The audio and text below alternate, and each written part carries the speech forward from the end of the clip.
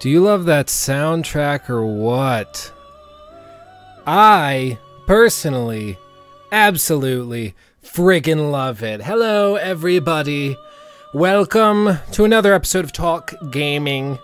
If you hear a weird sound, that's because I have a big brown lab underneath my desk. She is currently acting as my footrest. She has gotten increasingly attached to me in recent months, and I'm not entirely sure why. But yeah, so there's a dog under the desk. She's going to be my co-host. I would show you, but the cameras aren't aligned to pick her up. So she might come around, and in that case, I'll show you. But yes, we are ready to go, ready to have a good time. How is everybody doing? I'm going to slowly fade out the music. That song is called The Poem of Everyone's Souls from the Persona 5 soundtrack. It's the 8th track on the soundtrack, so if you find that interesting or beautiful, I suggest that you check it out. I enjoy it. Don't worry, I'm going to show you this in just a moment. Do not worry.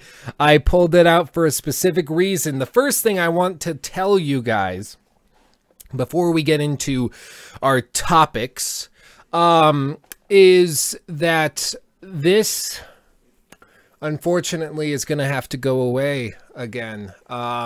This being the beard and the facial hair. Now, I look roughly 12 and a half years old when I do not have facial hair.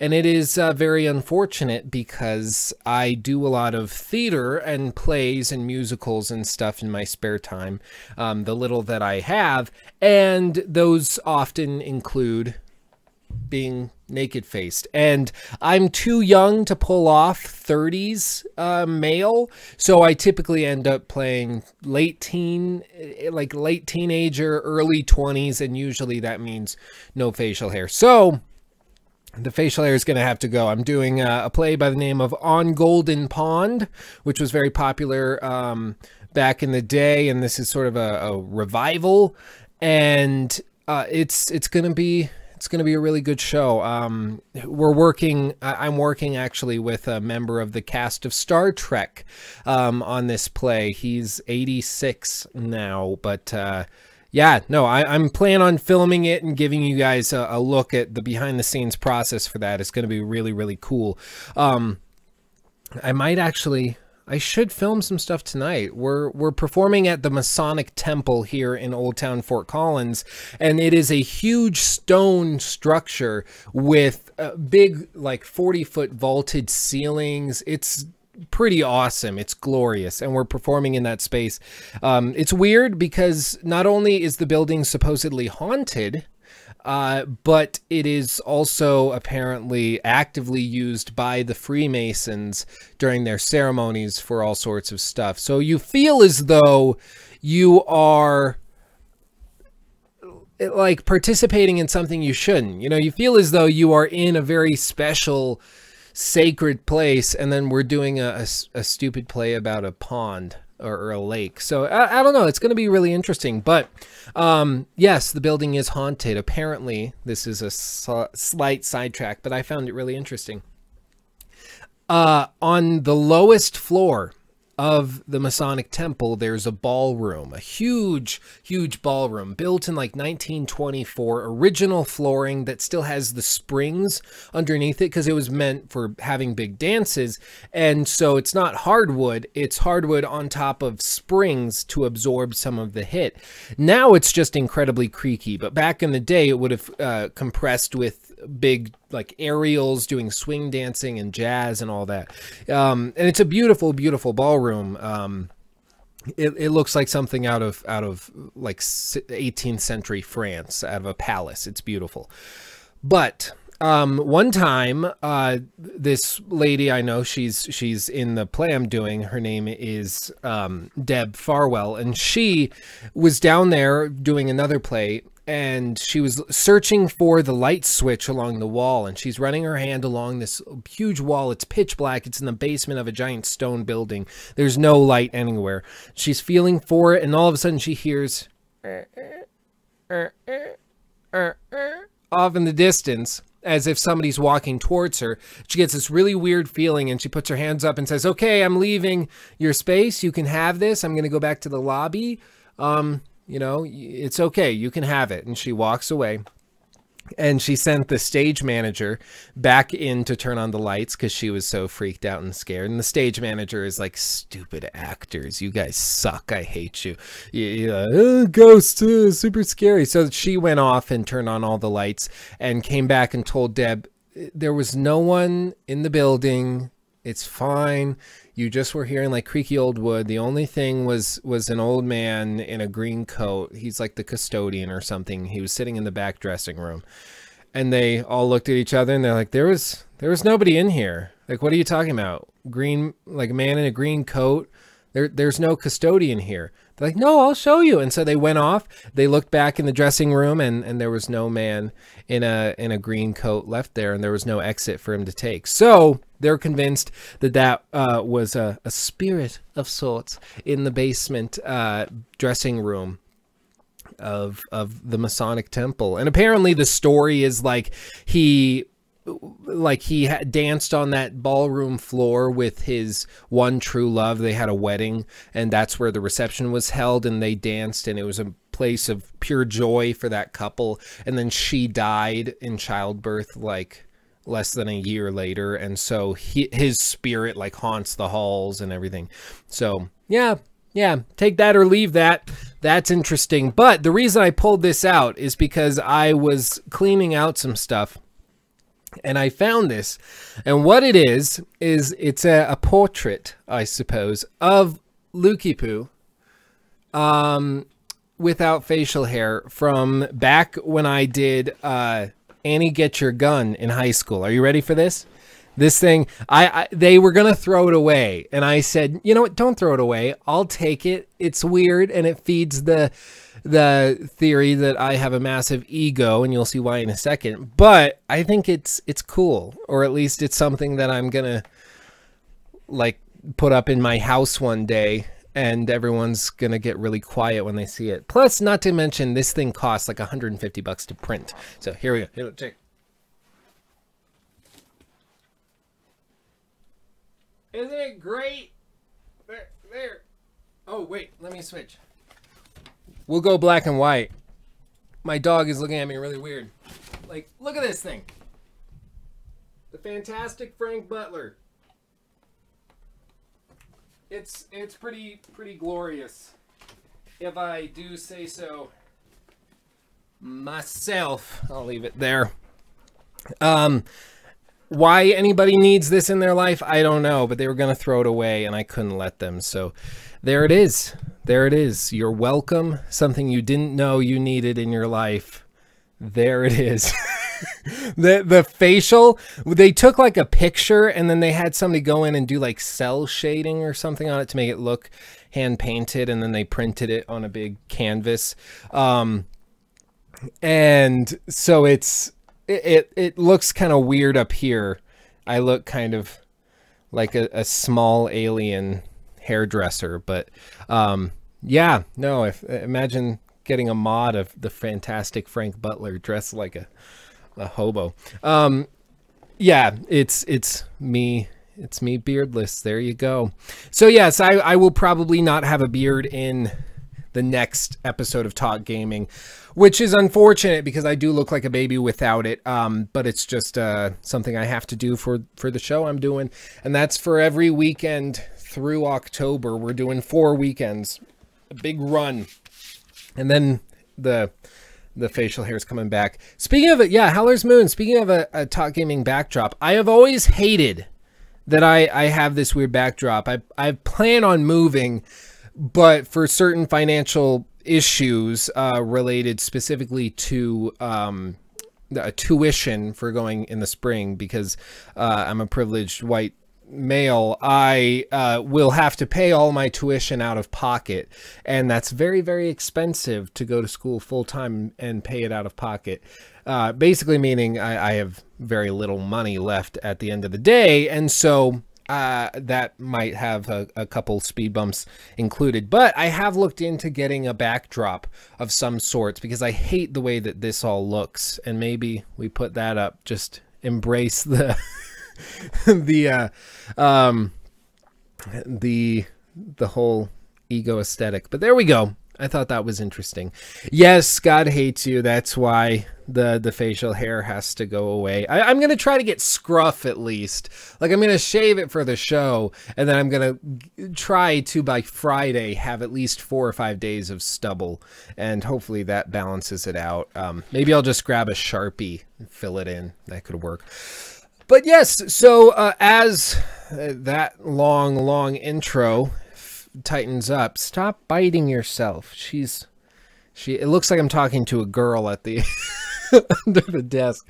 I just have a chick down there. Stop it. Control yourself. No, she's gnawing at her paw, and it keeps bleeding whenever she does that. Stop it. Stop it. You're fine. Just relax. She's not gonna stop. I have noticed over the last probably, I don't know, I would guess 2 or 3 weeks, I would say I've really noticed it. It's a very strong uptick. This is the screen I wanted. A big uptick in the amount of people that are talking about Fallout New Vegas in very fond terms. And I actually think it probably goes back to essentially something that Eurogamer has been doing. And what Eurogamer has been doing is they've been going and touring Obsidian Entertainment's headquarters as part of this big video series they're doing, talking about the foundation of the studio, what allowed them to survive. Because as many of us know, Obsidian Entertainment, the creators of Fallout New Vegas, Pillars of Eternity, and many the Stick of Truth, they've had some massive financial issues in the last few years, and all of a sudden they seem to be going stronger than ever, and everyone's really pumped, and they're doing very well. And so they've been interviewing their CEO, a man by the name of Fergus Urquhart, about it, and he's been giving insight into the development of Fallout New Vegas, into the development of the Stick of Truth, Pillars of Eternity, all of these. And so everybody's been talking about it, and it's kind of I guess rekindled a lot of interest people had in New Vegas and things that they previously had forgotten, or at least just hadn't talked about. And I think it's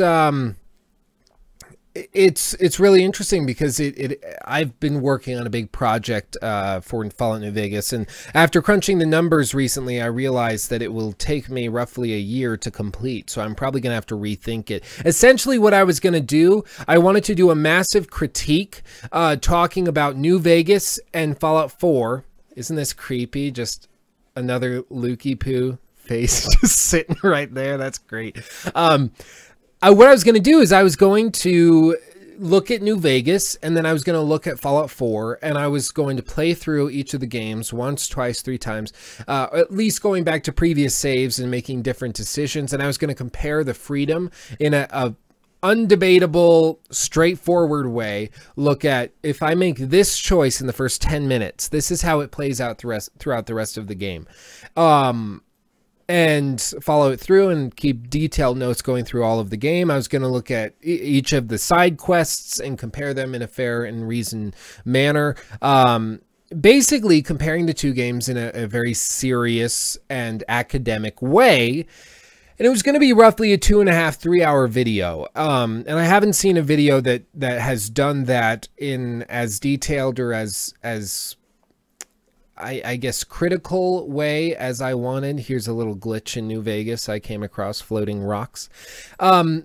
So I thought that there was a void that needed to be filled, and I decided to go through and try it and start working on it. The issue being that it would require about 50 hours of gameplay in Fallout New Vegas and Fallout 4. I could do that. It would be fun for me. But it would also require tens of hours of scripting, like tens of hours of editing, tens of hours of outside research, such as reading through articles and interviews from the developers.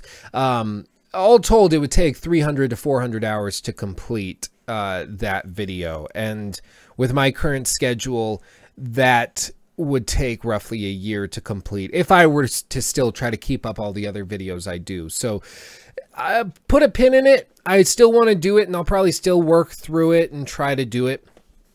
But it'll be really interesting to see if I can make it pull off. Or at least pull something off. But all that said, Fallout New Vegas has gotten a lot more attention recently, and people are talking about it, and I'm actually pretty happy about that because I love Fallout New Vegas, as do many people. And one of the things that came out was that Fallout New Vegas was once Fallout Sin City, and this was something we had previously talked about, but it's specifically interesting because we get to learn a little bit more about how they initially envisioned Fallout New Vegas working, and it's actually pretty fascinating. And don't worry, it's a tea. It's not coffee today. It's a tea. I know it looks like bloody pee. Like, you see how it's kind of foamy, like pee sometimes gets after a binge or something. I don't know. Something would have happened if it's this bubbly, but yeah, it's tea today. Yeah, well, Red Rage Gamer says this is why I should outsource some of my work. I've actually tried doing some of that stuff for the channel before, asking like if there's a game I've already completed and I need just footage of something, I will ask like one of my brothers to come in and I'll set them up with my computer and have them play through.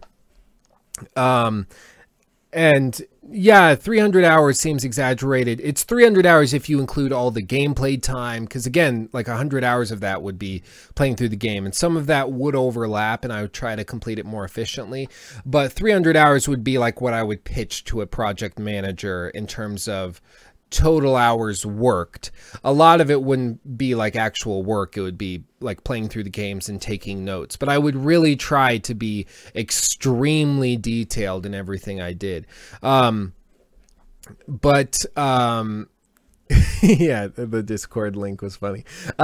So yeah, no, it'll be interesting. I'm going to try to do it maybe in pieces. If I can do it in parts, that could be really cool. Like do a 10-part series looking first at the side quests, like Fallout 4 versus New Vegas, side quests, or episode 2 side quests, episode 3 main quests, episode 4 voice or NPCs, episode 5 gunplay, episode 6 things like that. That could work. So I'm playing around with it, but as we see here, we get to learn a little bit more. Let me see if I can zoom in a little bit more so you can see it. Let me move this to this side as well, like that.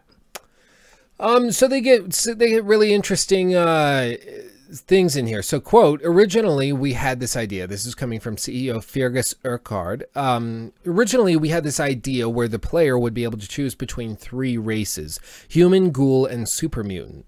It was just the engine that caused the issues that they ran into. And this, if you've done any looking into anything Bethesda related, you'll know most of the issues, that come across when developing anything Bethesda related typically come from the engine. And it's basically because they've been working on a Frankenstein version of the creation engine, where they just sort of patch it up and try to hold it together with duct tape and make it work.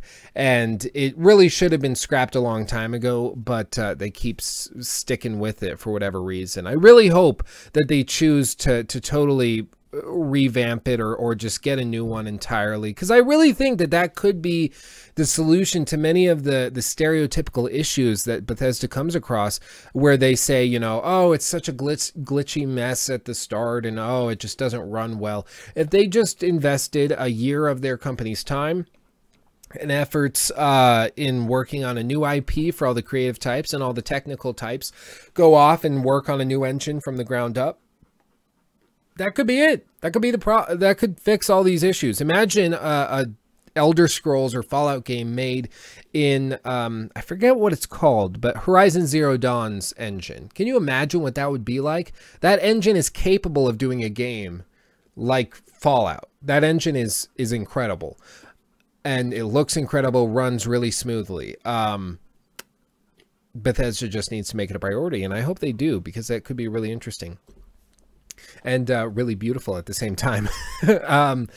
So this is really interesting. So you would have the choice of human, ghoul, or super mutant. But the reason it didn't work was, quote, it really had to do with how all the weapons and armor worked. Trying to have them all work with ghouls and super mutants was just going to be, well, Bethesda felt like it was going to be a nightmare. It wasn't like they said no, but it was very strongly worded. We would really suggest that you not try to do that. End quote. So it's possible that Bethesda even tried to do this before, and Bethesda's tried to do many things with Fallout and with their games previously. As I'm sure you might remember, Bethesda previously tried to make Fallout and Elder Scrolls multiplayer and give co-op options in the game, but they've never worked. And Todd Howard spoke about this multiple times. He spoke at the DICE development conference, and he said they've tried to add multiplayer many times. It's just never worked, and it's never worked out to the point where they felt like it was something they could be confident in and release, which says something considering how Bethesda tends to handle release versions of their games. But they've tried it multiple times, and so it's reasonable to suggest that perhaps they tried doing the same Skyrim character development thing with their other titles. They'd have to start that at the very beginning of development, though, because again, you're talking about the entire narrative would have to be rewritten. Not that that would be difficult, because it wouldn't be that serious. We'll talk about Fallout Online in just a second. I do believe they're setting it up for one. Unfortunately, I do think that's where they're going. No doubt in my mind. So Obsidian and Bethesda began talking about Fallout in 2008 and 2009, when Aliens Crucible and Alpha Protocol were both still alive. Aliens Crucible would soon get the chop, however. Bethesda, quote, Bethesda was still pitching it internally, so it was literally just an idea at the time. We knew from the start it was not going to be Fallout 4. That was the internal team's project. It was always intended to be essentially a gigantic expansion. And this is really what New Vegas ended up being, was essentially an outsourced massive DLC full-priced expansion for Fallout 3. It used the same engine. It looks pretty much the same. The gunplay is very, very similar. For all intents and purposes, it's basically the same thing. It's just they had the same tools, and then they tried to go and make something by themselves, and that really says a lot, in that New Vegas's team had much less resources at their disposal, especially in terms of time. In terms of money, they had strict guidelines that they had to follow, and in terms of time itself, they had a 2-year schedule, I believe. As they go on to say, quote, it was not meant to be a sequel. Whoopsie. It was meant to be an offshoot project, but we were actually worried about that, about people thinking of it as just a big expansion. Obsidian considered it to be more like Grand Theft Auto Vice City or GTA San Andreas, which were Grand Theft Auto 3 offshoots, but both full games in their own right. And I believe they pulled it off, because I don't think many people consider New Vegas as just a spin-off of Fallout 3. They consider it as its own standalone game. I can feel my voice getting raw. I'm trying to prevent it. Project, speak from the tummy, as they say. Understandably, given the studio's deep roots in Black Isle, which was the original. I guess they explain it here. I was gonna break and explain that. The original creators of Fallout, Black Isle, they eventually broke apart and went other places, but most of it was absorbed into Obsidian Entertainment. And so Black Isle is a constant factor and sort of spiritual presence in Obsidian Entertainment. I didn't leave Black Isle because I wanted to make another Fallout, says Urquhart. I love making Fallout. I was the lead designer on Fallout 2. I'm not in any way instrumental in the creation of the special system, but I absolutely participated in the creation of it. And like it's a very real thing for them. They hold it very near and dear to their hearts. And all of this goes on. They're explaining that. Now, what's really interesting about all of this is that I can even play this in the background so you can see some old school Fallout. What's really interesting about this is that many people have been waiting to hear if Obsidian is going to get the rights to do another Fallout, because they've gotten Fallout New Vegas. That was very well received, and even currently it's rated higher or just as high, if not higher, as Fallout 4 and Fallout 3 in terms of viewer and average consumer, perception, which is very impressive. And so reasonable and logic would dictate that certainly Bethesda would allow them to make another one. And that's assuming that Bethesda wants consumers to get the best Fallout experience possible, which is a stupid assumption to make, because that's not at all what their priorities are. Bethesda's priority, and more importantly ZeniMax's priority, is to only send out the Fallout franchise if it's going to help the Fallout franchise on a grander scheme and feed back into its own profits, or if it's going to set it up for something bigger and better. And what I believe they're setting it up to do is to try to come out with a Fallout Online, much like what they did with Elder Scrolls Online. Many people said that Elder Scrolls Online was never going to happen, and it was a stupid waste of time to suggest that it was going to happen. But sure enough, it ended up happening, and now it's reasonably strong. But that was considered a ridiculous idea back in the day, and now it's just a reality of it. So I think it's perfectly reasonable to expect ZeniMax to come out with a Fallout Online, and everybody is a superhero, and it's going to be so fantastic and incredible. I'm not super excited for it. That's not why I play Fallout. That's not why I enjoy New Vegas. Not for any of the multiplayer prospects, but rather because of the single player RPG elements. And if that's not there, then there's no reason really for me to play it. But that brings me into this article that comes off of Tweaktown. Oh, there's a brown dog. Is she gonna? Yeah, there she is. See, I wasn't lying. She's there. So this is an article off of Tweaktown, but more importantly, it's got sources that are recently confirmed to be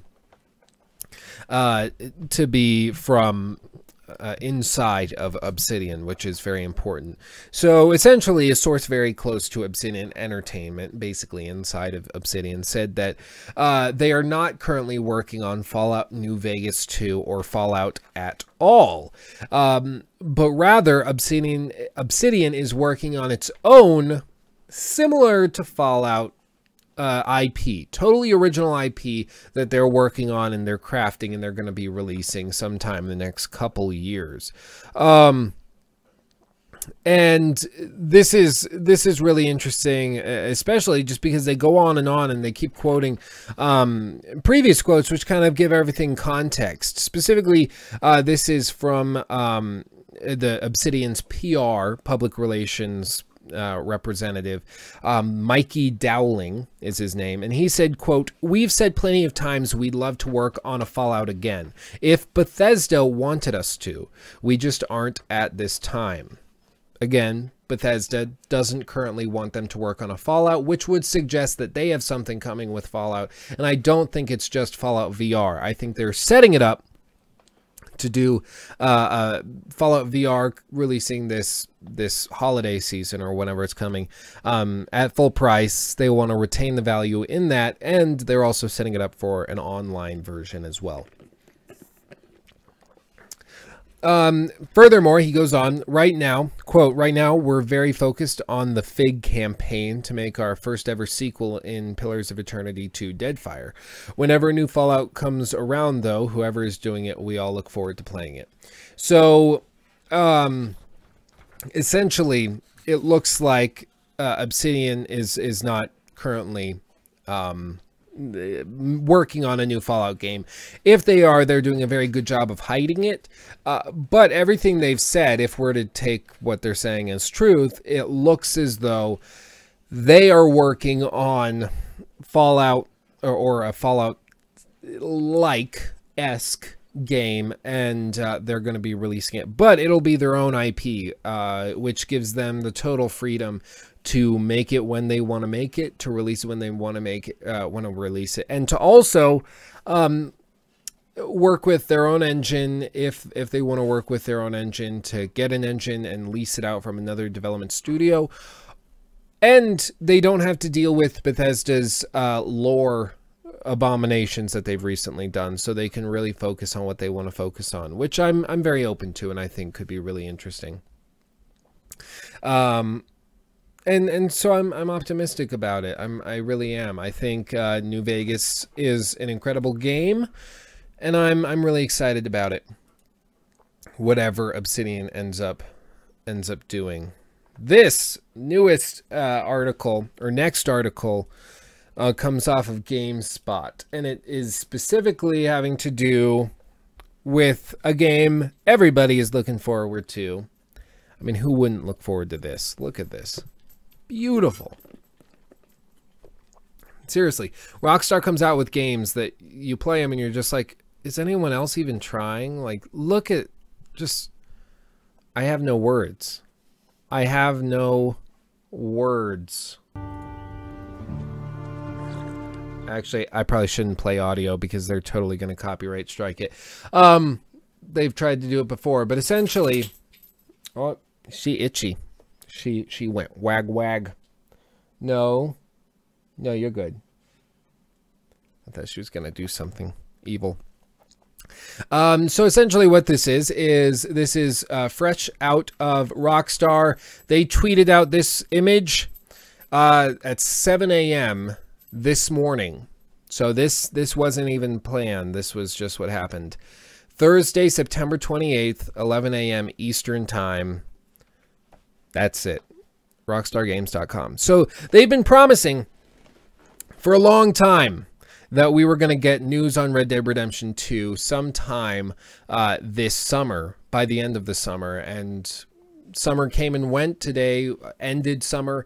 And, today's the first day of fall, I believe, officially. And we get this announcement that there's going to be an announcement of some sort. So we're getting an announcement of an announcement, and we'll just have to see what it is. It could be a trailer. It could be just another sneak peek. Typically how Rockstar in the past has handled this stuff is that they will, if you guys think back to Grand Theft Auto 5 and that release, essentially what happened was that they announce that the game does in fact exist, and they give like an announcement trailer of some sort, and then they go and they will slowly every month release one new trailer, one new gameplay expose or something like that.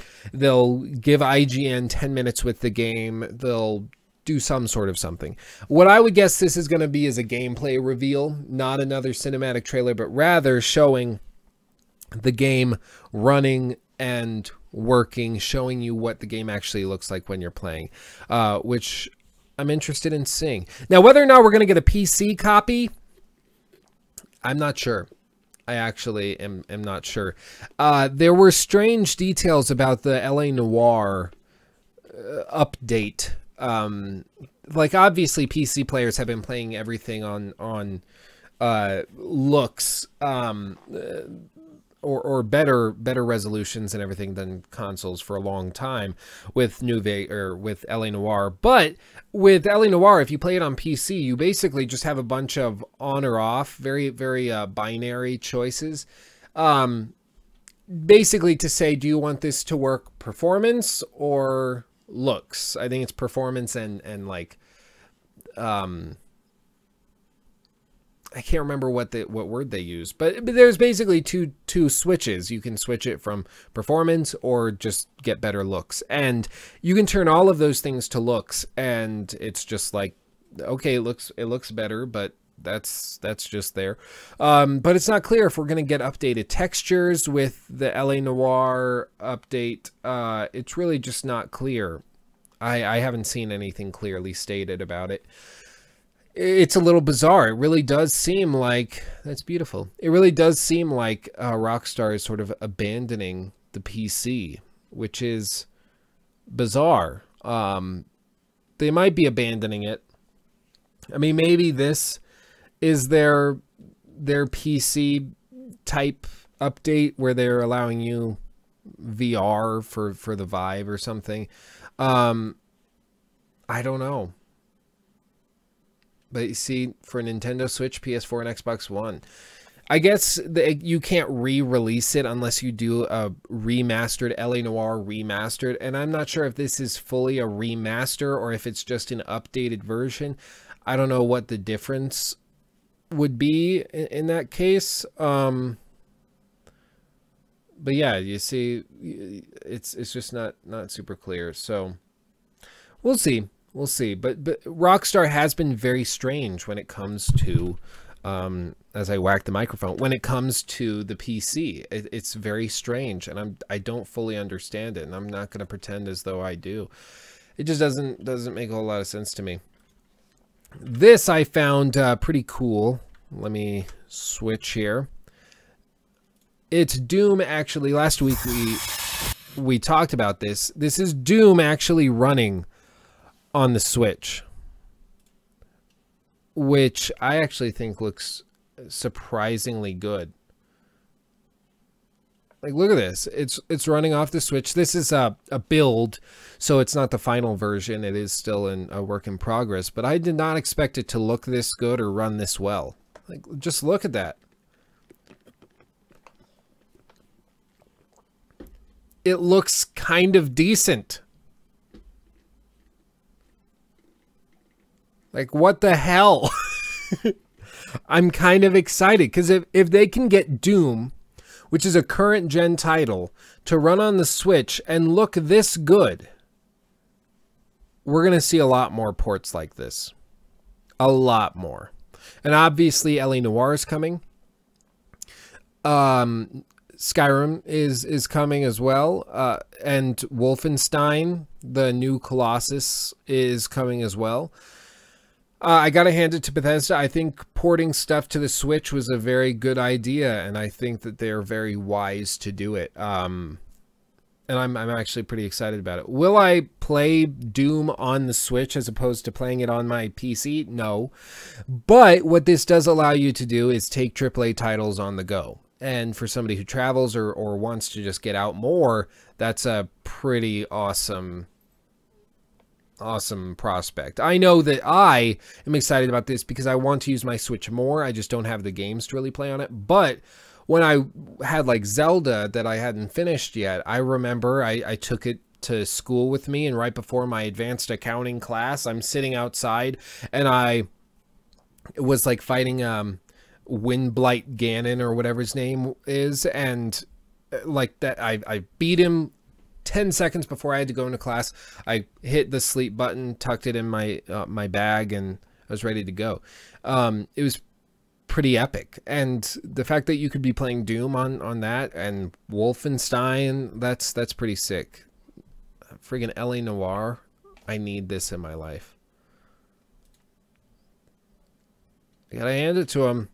I'm not a huge fan of Bethesda, but they if this is what it looks like when it releases, I'm impressed. I am impressed. I'll give it to them. So yeah, there's that. There's that. Let me collapse that down. It does actually run, and it's not like 2D sprites or anything, which is good. This was, let me see. Oh, let me do this following. Let me just rearrange these. I'll do this following the Switch vein. This also comes off of Eurogamer. This is specifically talking about how they're working on bringing Final Fantasy 15 to the Switch. They're trying to make it work. My worry would be, like, as you see here, there was some speculation that the Switch would get a Final Fantasy 15 Pocket Edition, a mobile spin-off that takes the original game story and delivers it across 10 episodic chapters tailored for touchscreens. But it sounds as if Square Enix is attempting to get a version of the console game running on Nintendo's hardware, which I would much prefer. I hate Pocket Editions of games. I think it's absolutely atrocious and terrible. I have a dog right there. Look at that. Hi, dog. How you doing? Yeah? You blend right in with that black background. Stop itching yourself. She's so itchy. She has an issue with itch. Here, I'll let you out.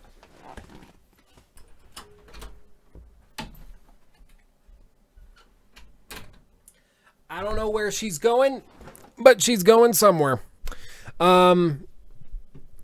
Yeah, no, there is, of course, the jokes to be made about Bethesda porting games as opposed to developing them.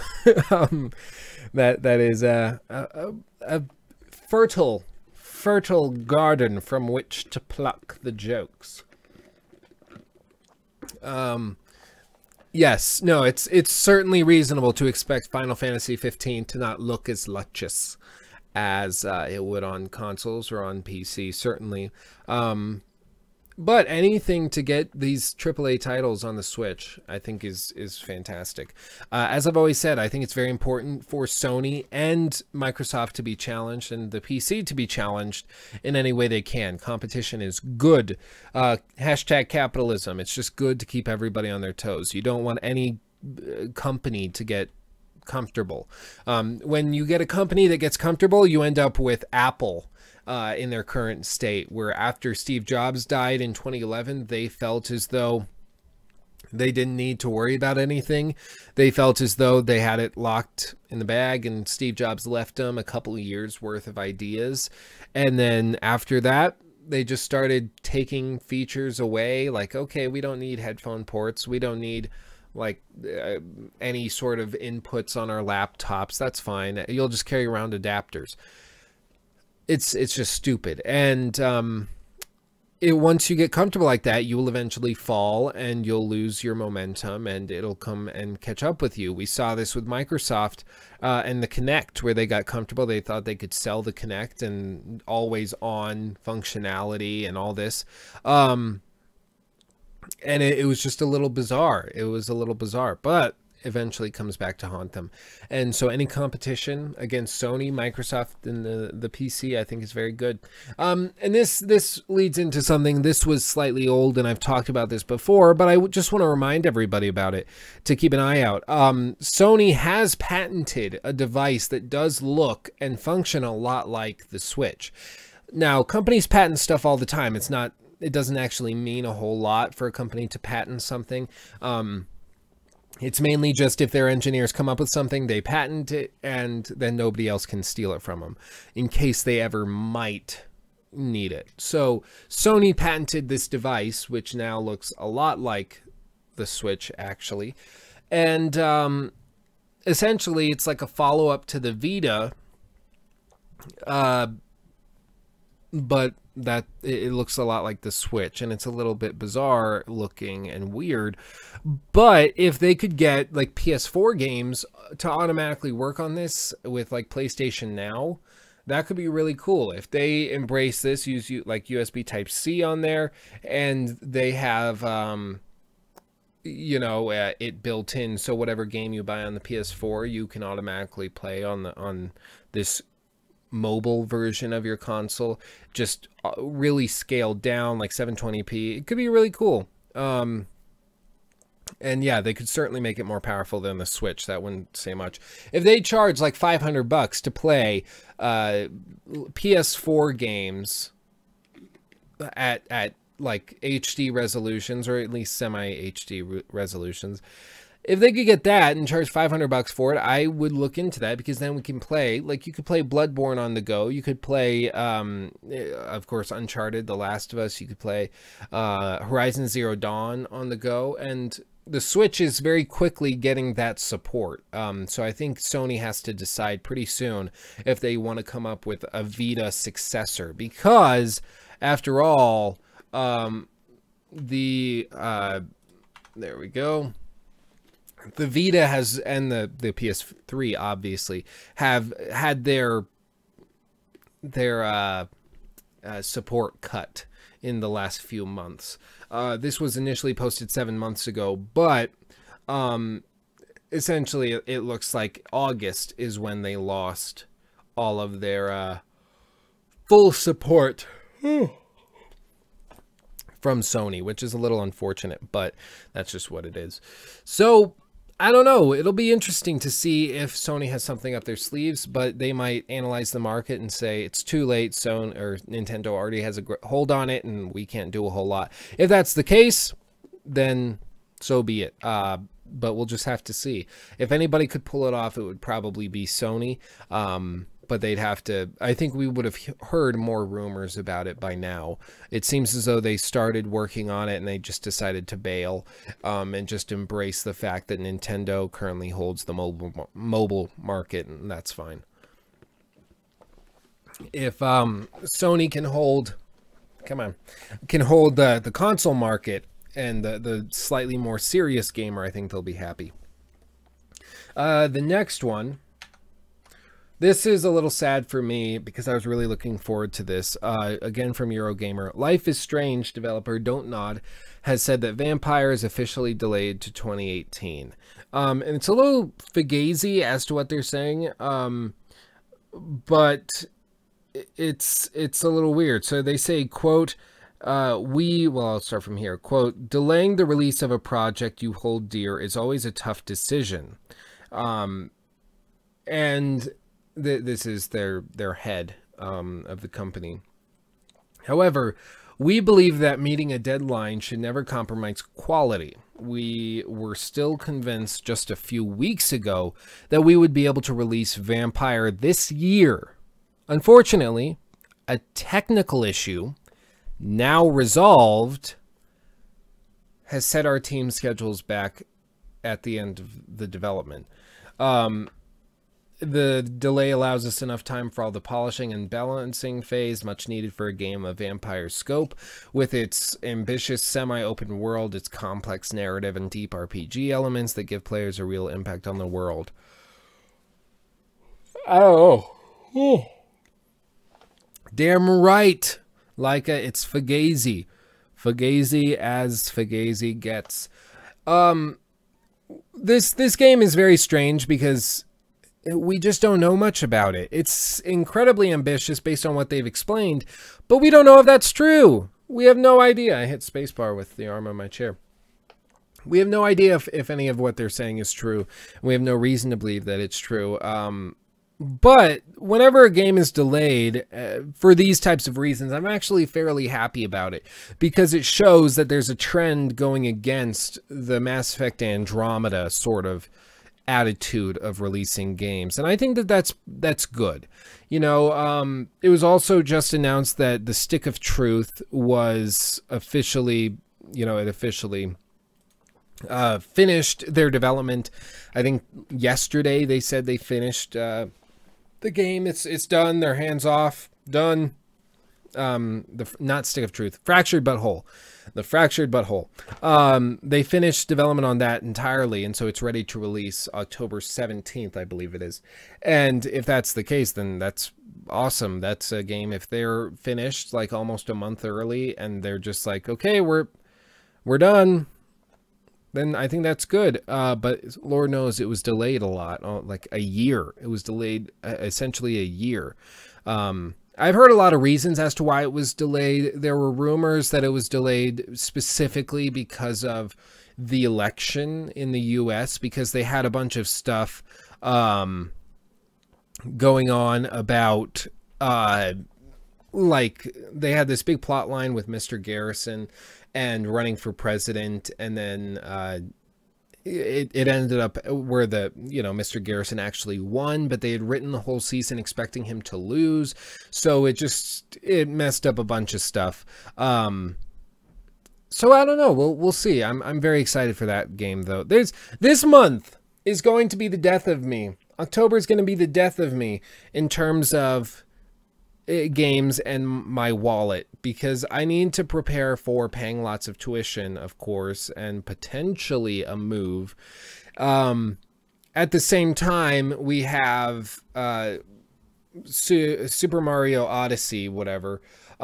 We have, of course, Assassin's Creed Origins, which I'm looking at pre-ordering so that I can get it right on the day, because I've been waiting for a good game set in Egypt for so long. I don't suggest pre-ordering anything, but I think I might pre-order that one. And of course the Fractured But Whole, like already right there, we're talking like almost $200 in games that I'm like, I really think I should get those. Those all look really, really good.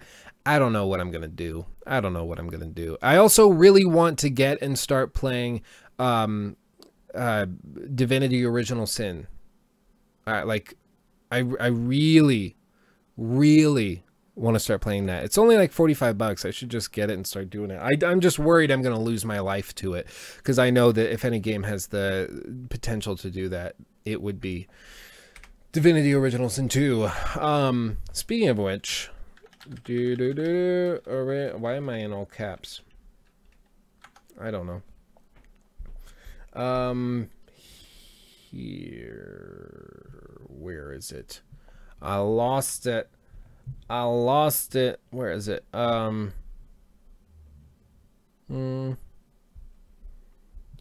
can't find where I put this thing. I don't know. Anyway, but like, this is a look at that game. We were actually looking at playing this game with viewers, actually, where we were gonna, because it supports up to 4-player co-op, even split screen co-op, which is a selling point for me, because I'm looking for games I can play with like my girlfriend and have just a good time sitting on the couch and doing all of that. And it's apparently one of the best RPGs released easily this decade, which is pretty significant. And it's isometric, but it's incredibly detailed. And it's got a turn-based combat system, which normally I'd be opposed to. But from what I've seen, this one, it's very well done. And like, there's a way to do turn-based combat where it's just lazy, and then there's another way to do it where it's phenomenal, and this one is done very well. And there's detailed dialogue choices, and it all ties together, and there's a real impact on the world. It's pretty epic. And so that's what I'm looking at getting. And if we could do streams of this, once I finish rehearsals for this current show, I'm looking up at doing like a pretty regular schedule of streams where we can actually play. Maybe like every week we do a drawing, and whoever's online first, when we start streaming, we can all start playing together and going through a campaign. That'd be really cool. That'd be really cool. So yeah, if this seems interesting at all to you, I recommend you get it, because we're probably most definitely going to start streaming it and playing it together, which could be really, really fun. Speaking of which, if you are not yet a member of the Discord, there's a link up right above my head that you should check out and join. Or I'm sure my moderators are going to throw the link in the chat once the delay of the stream catches up. So make sure you try that. And yeah, no, join that, and you get all sorts of early sneak peeks at stuff and announcements ahead of everybody else. And we have a great time chatting over there. I've had issues, actually, since I updated my phone, my Google Pixel, to Android 8.0 Marshmallow, or Oreo, sorry.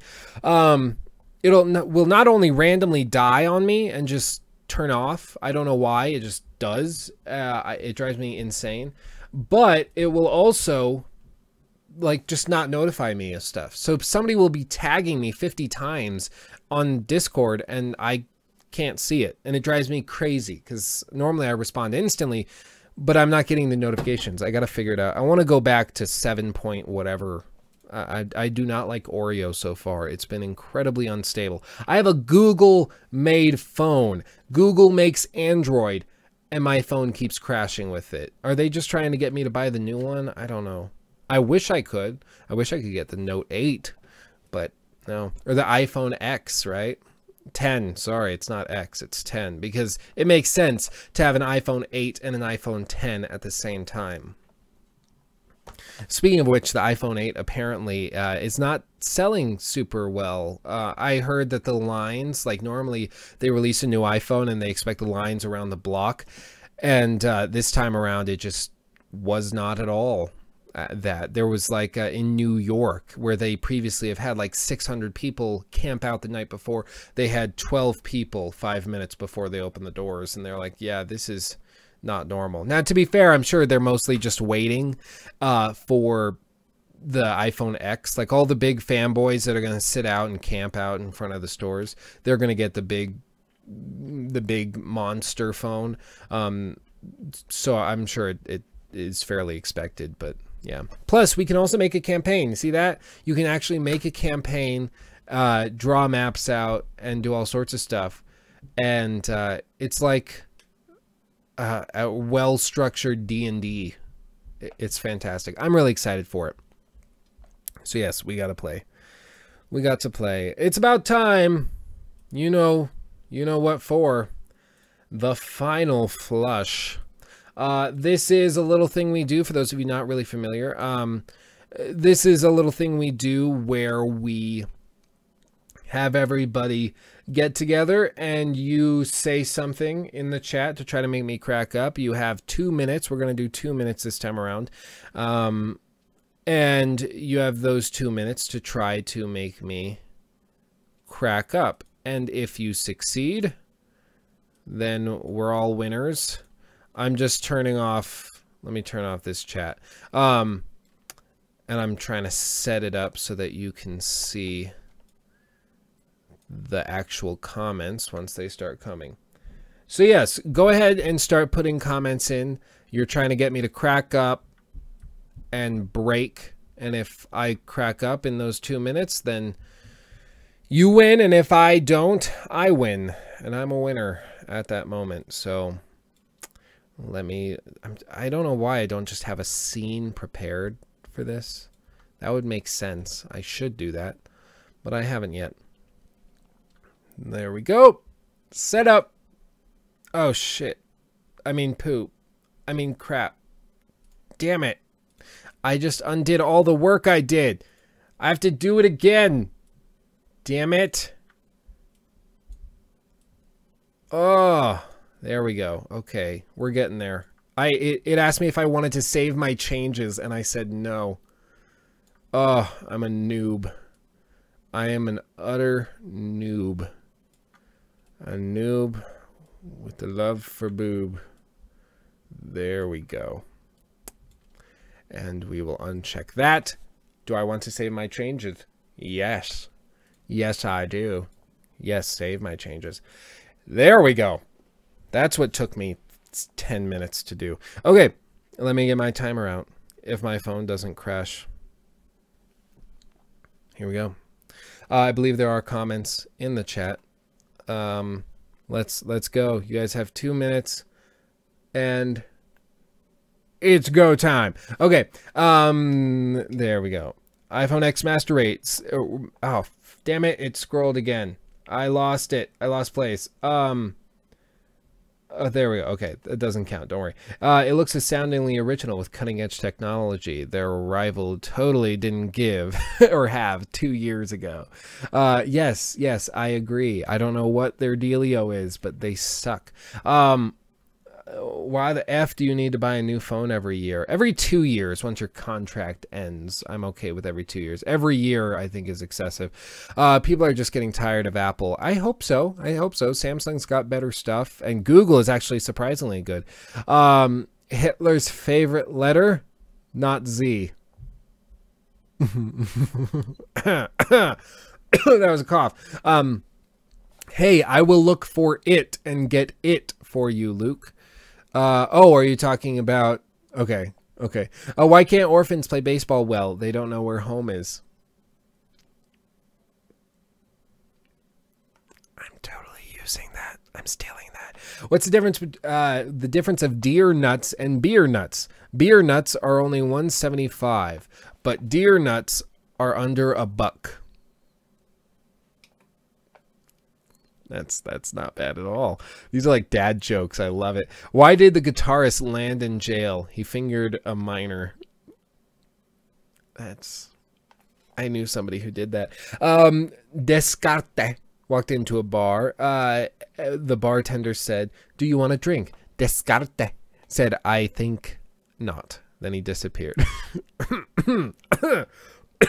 Cough. What's the difference between a refrigerator and a 6-year-old girl? I don't stick my meat in the fridge. Where do you keep it then? Apple iPhone 9.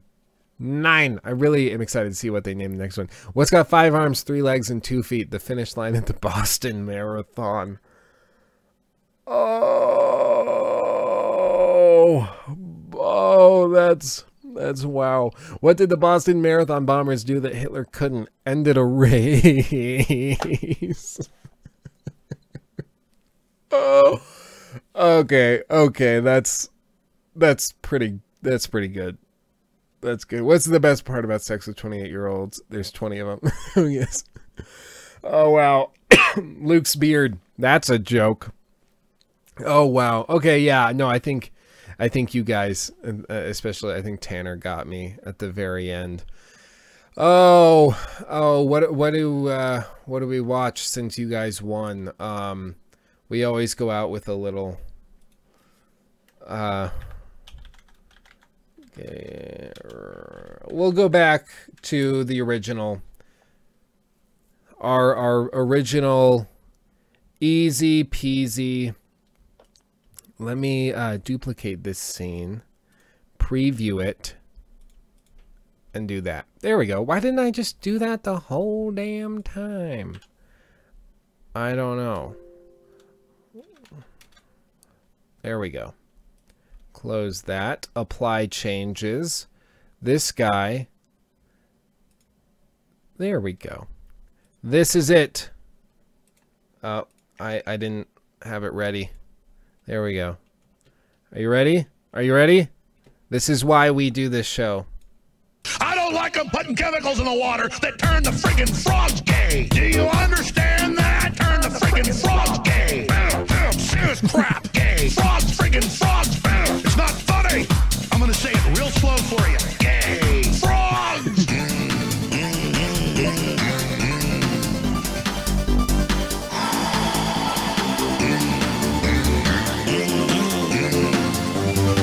Won't you fight for your life? Gay. Frogs, friggin' frogs. I don't like a frog. Gay. Friggin' frogs. Frogs. This just makes me happy. Friggin' frog crap. Won't you fight the frogs? It's not funny. I'm gonna say it real slow for you. Frogs. Place point. That's good. Maybe one more. I don't want to see him kissing goblins, ingratiating goblins, in bed with a goblin. I don't want to see him kissing goblins, succubus with goblins, ingratiating goblins, in bed with a goblin. I don't want to see him kissing goblins, ingratiating goblins, in bed with a goblin. I don't want to see him kissing goblins, ingratiating goblins, in bed with a goblin. Dump it. Charging into a goblin's nest, some goblin vomit and slop and blood on it, especially up to his ankles. Trump charging into a goblin's nest, some goblin vomit and slop. Goblin vomit and slop. I'm not expecting him to not get dirty slop. Kissing goblins, ingratiating goblins, succubus with goblins, in bed with a goblin. Kissing goblins, ingratiating goblins. I just want to catch him in bed with a goblin, in bed with a goblin, in bed with a goblin. I need that face. I need that face. Yeah. No, you gotta just love a little Alex Jones memery to finish out your day. That's what I do, and my life is a total disaster, so you should do it as well. But yeah, so pretty good show today. We covered a lot of topics, a lot of new Vegas-y topics. Thank you all for coming out. We had a good time. The final flush, I failed you guys. You guys won. Well done. But say goodbye to the beard. He's probably going to be gone next week by the time you see this, unfortunately. So it's just as big of a pain for me as it is for you. But at least I will not look as bizarre as the fantastic Frank Butler himself. Thank you all for watching. I love you all. And I'll see you in the next video. Peace out. Bye-bye.